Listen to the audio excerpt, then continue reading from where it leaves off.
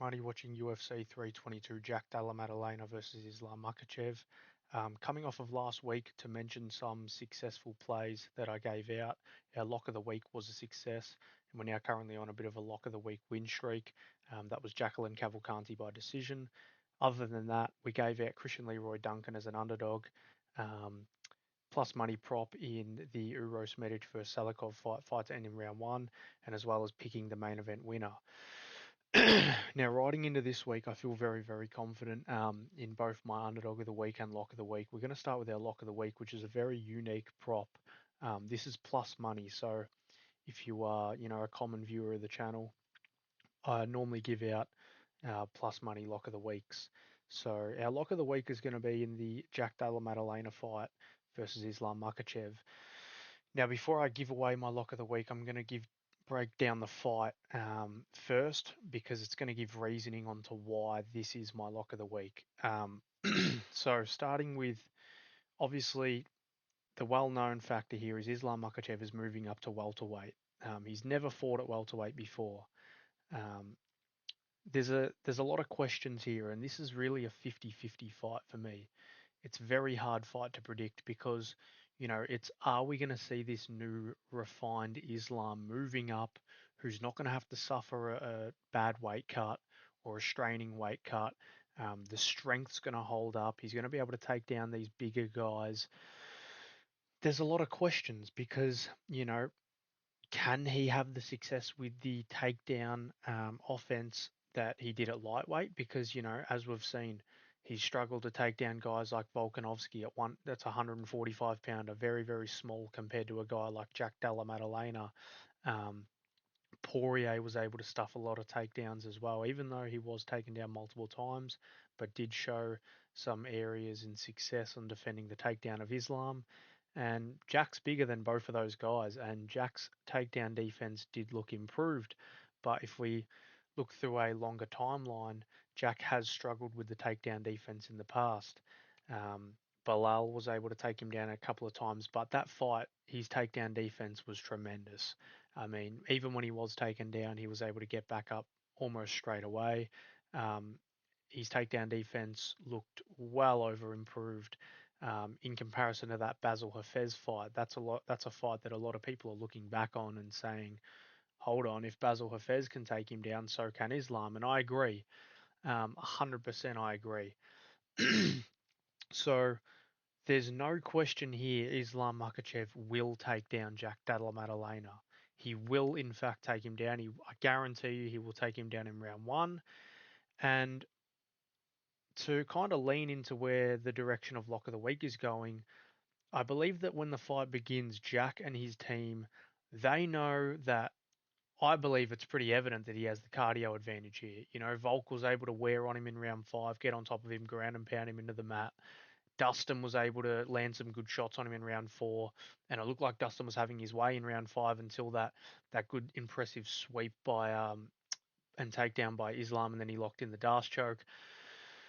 But I believe when the bell rings, Islam's going to be going forward. He's going to time that double leg, and he's going to get jacked down to the mat.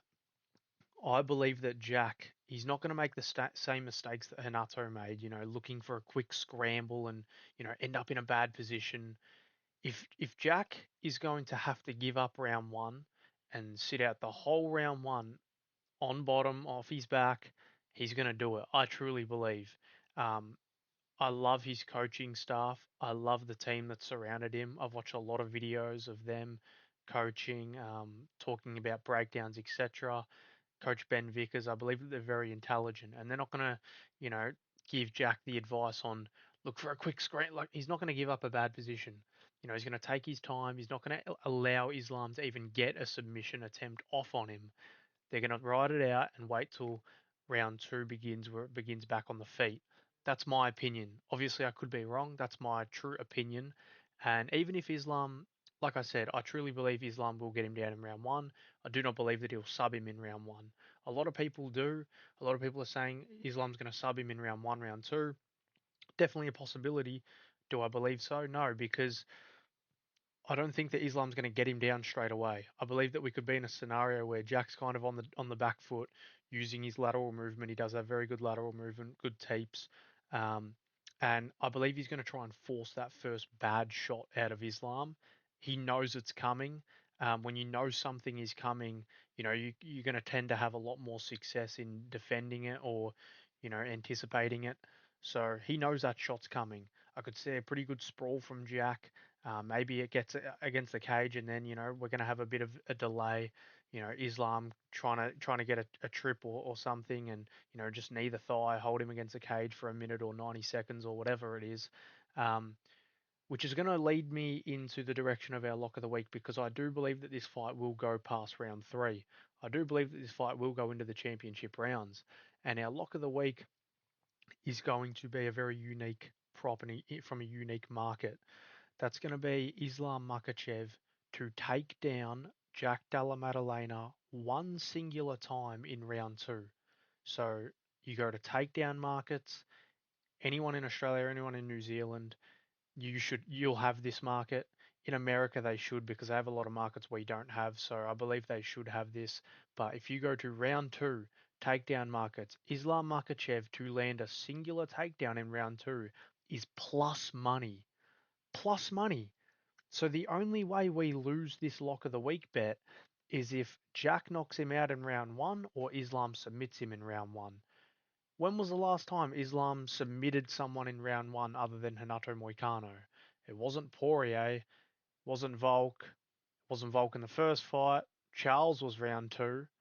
Um, so Bobby Green was a TKO, went 4 rounds with Thiago Moises. So, like I said, Renato Moicano got submitted in round one because he gave up that position. He made a mistake.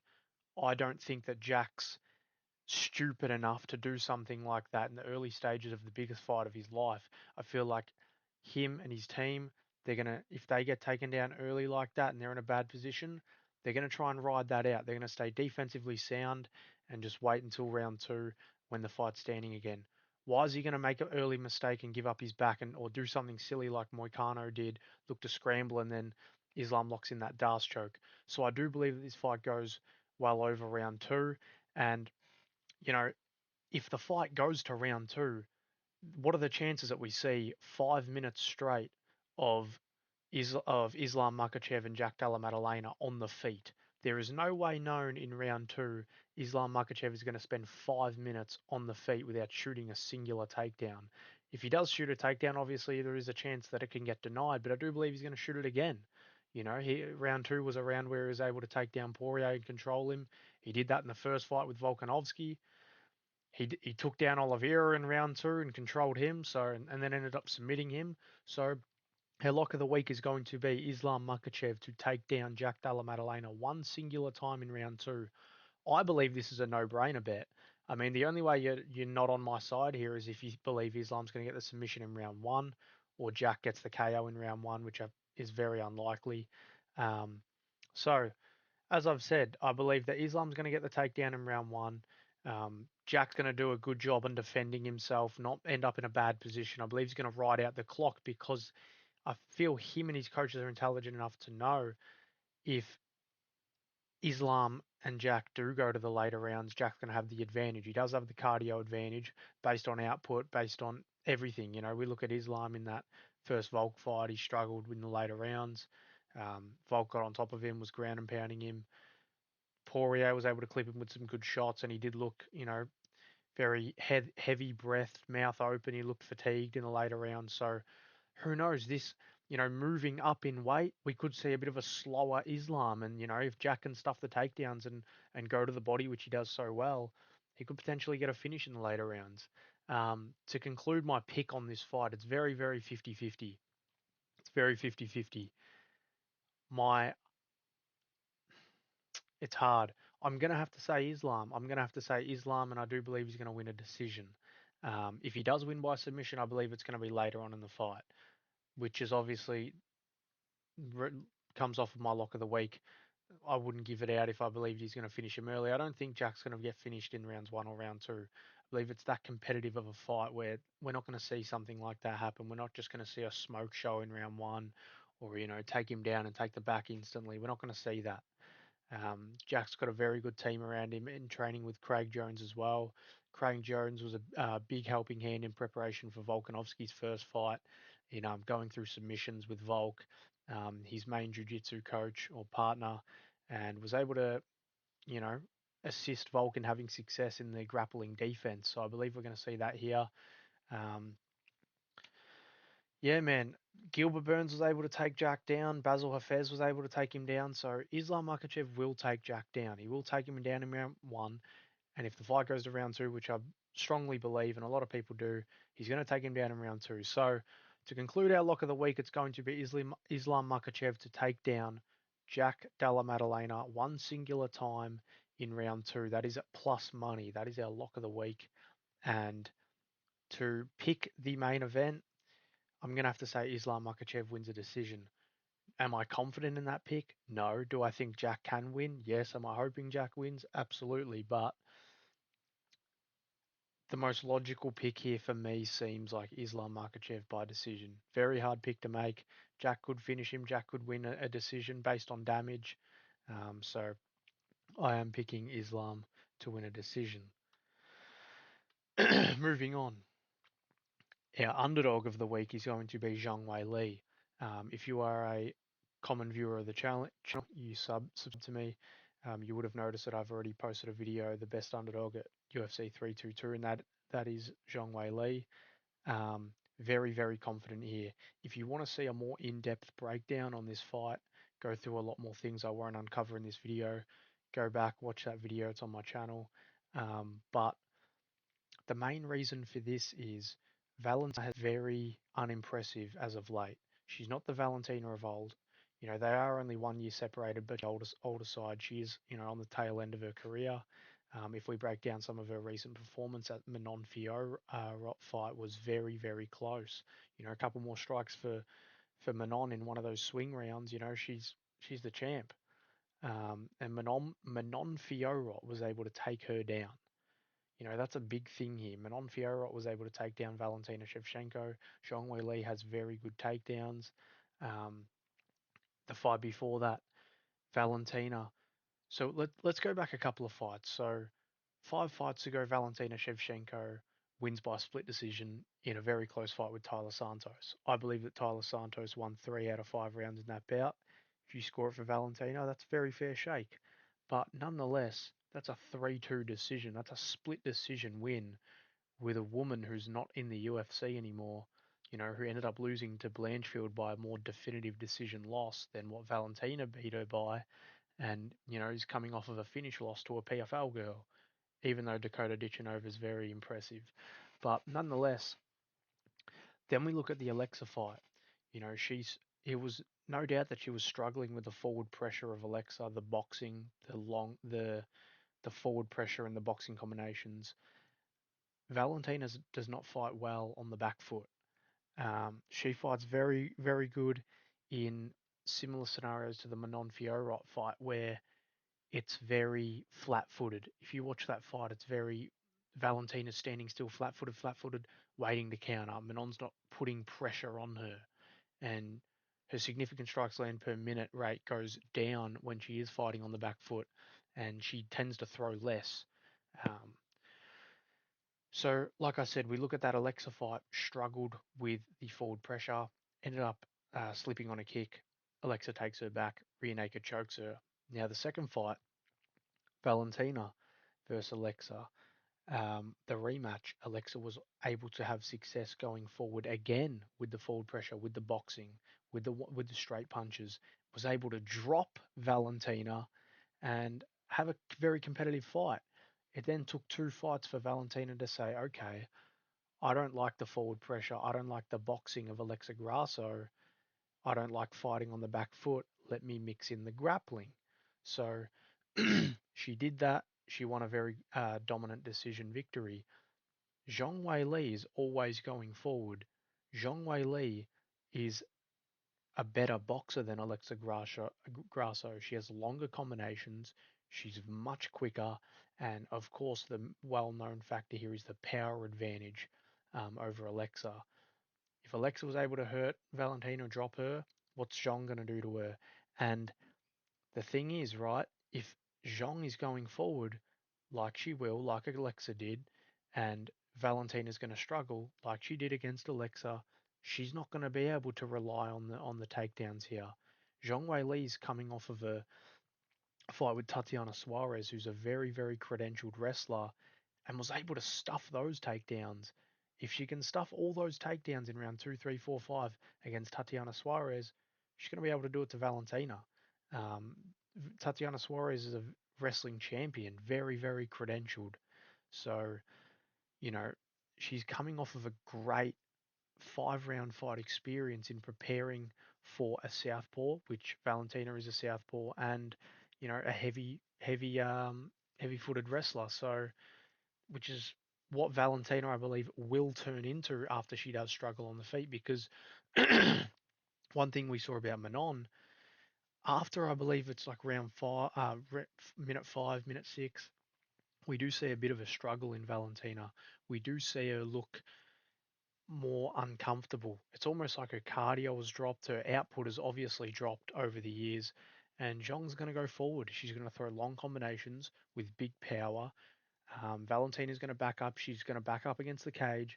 And when she's against the cage, if Zhang wants to mix in a double leg, she's going to be able to get it. Manon Fiorot was able to get to the hips very well, take Valentina down. So if Manon Fiorot's taking you down, Zhang Weili's going to. Zhang Weili is a freak of nature. She's more active on the feet. She's got more significant strikes landed per minute. Obviously, Valentina Shevchenko has a higher takedown average, but that's against Alexa Grasso. That's against Manon Fiorot. That's not against Zhang Weili, who was able to stuff down the takedowns. 10 plus takedowns against Tatiana Suarez, and she's a much better wrestler than Valentina. So what I believe we're going to see is Zhang Weili on the front foot. She's going to be more active. Her shots are going to have more significance. She's going to have more power. And if Valentina tries to attempt to go to the wrestling, Zhang Weili is going to be able to shrug her off and keep it on the feet, or even take her down herself. Um, Zhang Weili has, I believe, 8 submissions as well. She has a lot of submissions. Um, she was able to submit Carla Esparza with a rear naked choke without a body triangle, without any hooks in. Valentina Shevchenko has been rear naked choked before by Alexa Grasso. Even in the Yan Xiaonan fight, Zhang Weili pretty much choked her out with a rear naked choke. It was a bit of a funny situation, and it was kind of on the buzzer, and she was like half out of it. But yeah, if Zhang wants to get the takedowns on her own, she's shown to have active ground and pound, and she does threaten submissions, and she does have good jiu-jitsu. So I believe Zhang's going to be the one going forward. She's going to force bad shots out of Valentina, and I believe we're going to see a somewhat dominant victory from Zhang. I believe Valentina may take round 1, 2 could be close, but after that, I believe it's Zhang's fight. She has more activity in the later rounds, as the stats prove me correct, and the forward pressure. So Zhang Weili is going to be our underdog of the week, and I do believe that she will win a decision. We're going to break down the Sean Brady versus Michael Morales fight next. Close odds on this one, very close. Sean Brady, the slight favourite, Michael Morales, the slight underdog, and I'm going to be picking Sean Brady. Very hard to pick Michael here. Very, very hard, because the level of competition that he has fought is not the same as Sean Brady's. Sean Brady's been in there with Leon Edwards, Bilal Muhammad, 2 former champions. Other than Gilbert Burns, which the fight ended very quickly, so it's not like he ranked up, 15 minutes of experience against Gilbert. Michael Morales, other than the Gilbert fight, he's been in there with Jake Matthews, Neil Magny, Adam Fugit. So the experience and the level of competition factor sways in the favour of Sean Brady tremendously. Michael Morales, he has shown holes in the takedown defense in the past. He has been taken down by Trevin Giles. He was controlled by Fugit. Fugit was able to hold him against the fence a little bit. And Sean Brady, man, like, if Sean can do that to Leon Edwards on short notice and be able to take him down and ragdoll him and get to dominant positions so consistently and end up getting the mounted guillotine choke in round 4 against Leon Edwards, I believe that he's going to be able to do that then younger, less experienced Michael Morales who doesn't have the grappling that Leon Edwards has. Look what Sean did to Leon, right? Look what Kamaru just did to Joaquin Buckley, which shows, Kamaru's still that guy. He's got, he's strong. He's got very strong wrestling. He could barely take down Leon in the trilogy. And for Sean to be able to get Leon down that consistently on short notice, it's very impressive to me. And if this fight does get to the ground, I believe Sean's going to have his way. Michael hasn't spent a lot of time, especially in the UFC, off his back. Doesn't have a lot of experience in the sense of in competition on the ground. A lot of his fights are standing. But like I said, he has been taken down by Trevor Giles. He has shown holes in the past, and for Sean, I just believe he's going to be able to get to the legs. I believe he's not going to be silly here. If he does try and prove a point with Michael and strike, he could get knocked out because I believe Michael Morales is a bit of an aggression merchant. He's not a very technical boxer. He doesn't impress me very well. 29-28 on the feet with Jake Matthews. I believe he's pretty overrated. Apart from the Gilbert Burns win, KO over Neil Magny, I don't favour that as a good win. Neil Magny's not ranked. This isn't like Sean who just beat Leon Edwards, a former champion, took him down and ragdolled him, finished him. So Sean's going to be the pick here. I believe that he's going to be able to get the takedowns.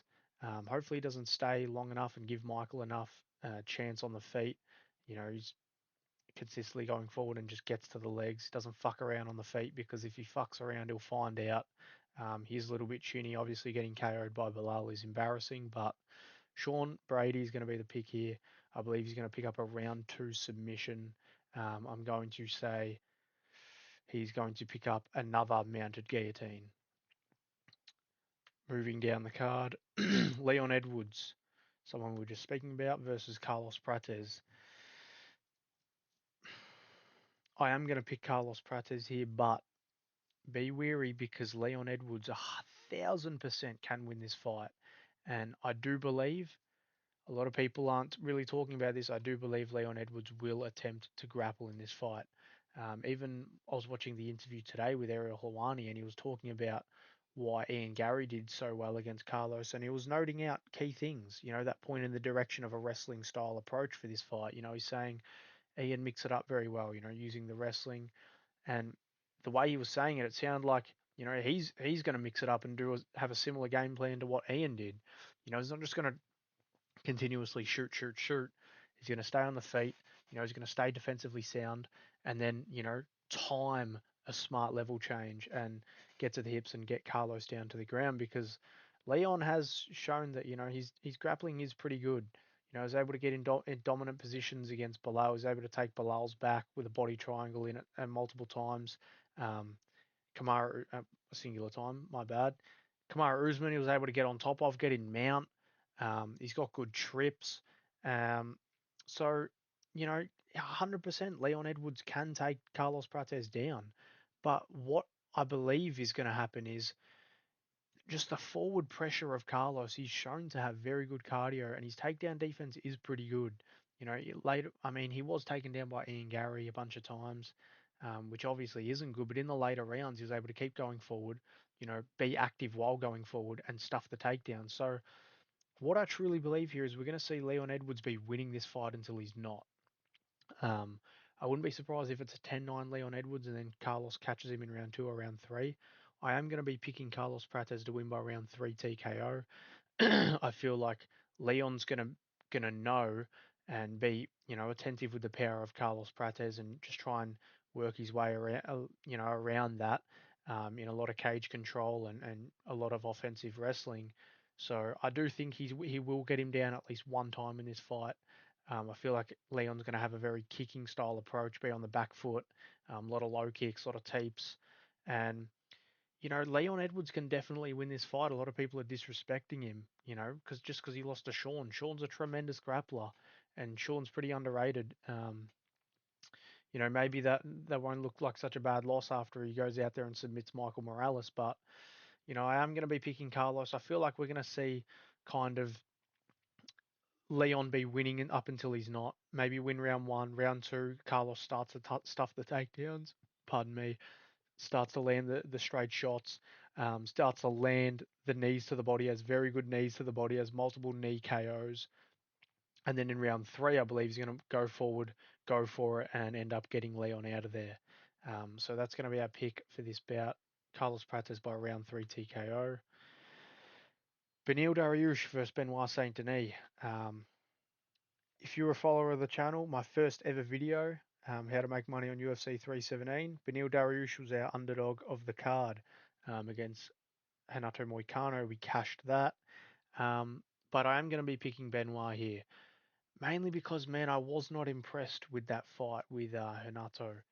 You know, he looked in round one. He looked okay. You know, he loves that body kick.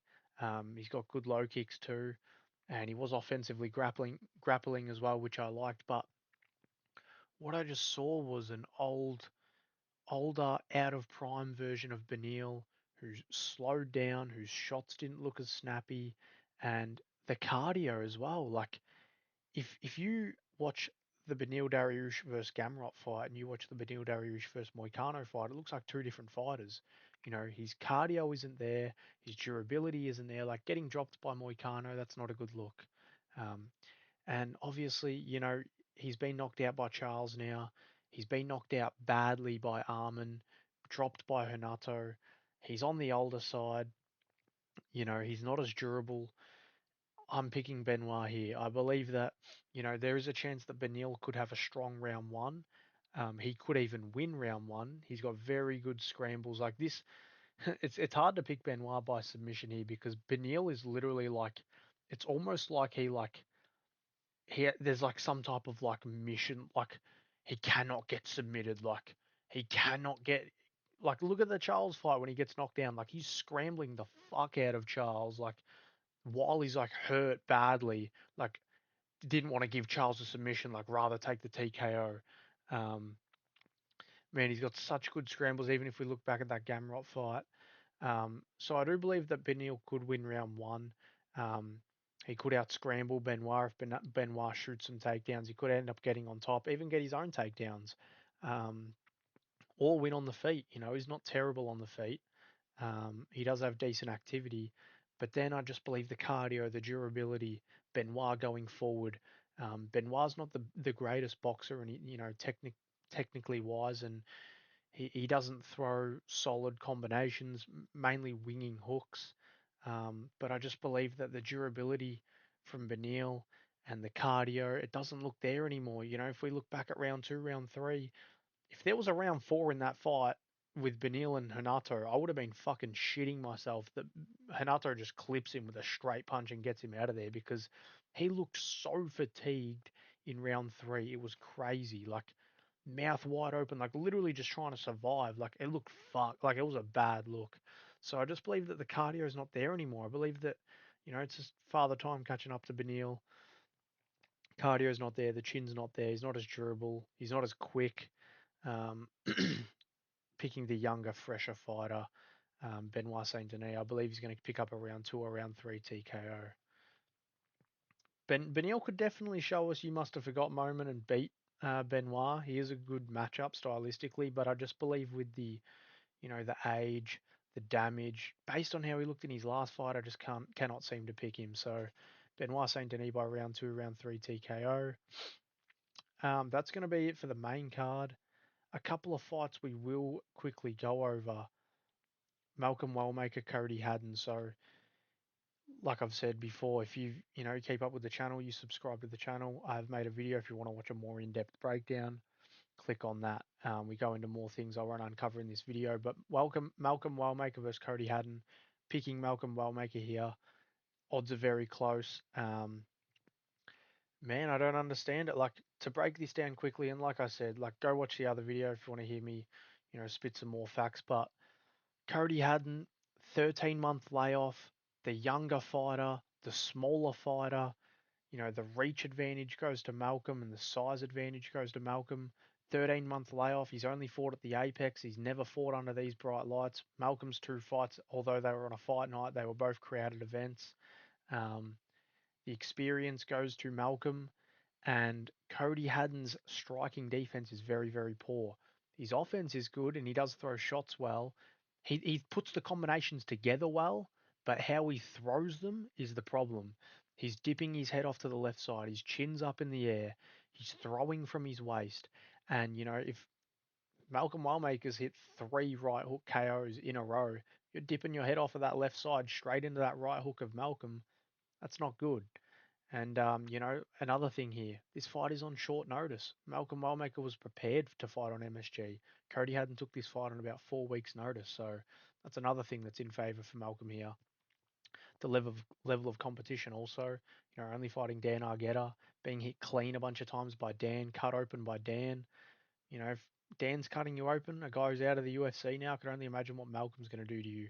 Malcom Wellmaker's just a more technical, calm, patient Cody Haddon, but with more power. Cody Haddon could have a speed advantage. They're both very, very quick, but Malcom's just the way more technically better fighter here.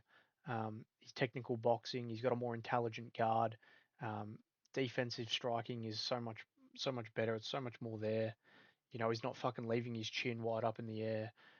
He's not throwing shots from his waist. So the logical pick here is Malcom Wellmaker. A lot of people are picking Cody, and he definitely could cause an upset. Um, but even if he does go to the wrestling, a lot of people think he will wrestle. He's not a predominantly like good wrestler. And Malcom Wellmaker, if you watch his regional scene fights, he's got good takedown defense.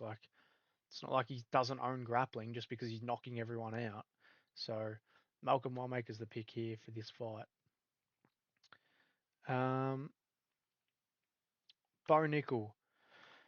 This is going to be the last fight we're going to go over, and we're going to give out a bit of a plus money prop here. I'm going to be taking Bo Nickal to win by decision.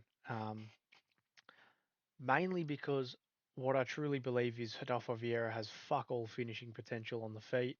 Bo Nickal, on the other hand, I believe we're going to see a more calm, a more patient, a more technical style of approach for Bo Nickal coming off of that loss.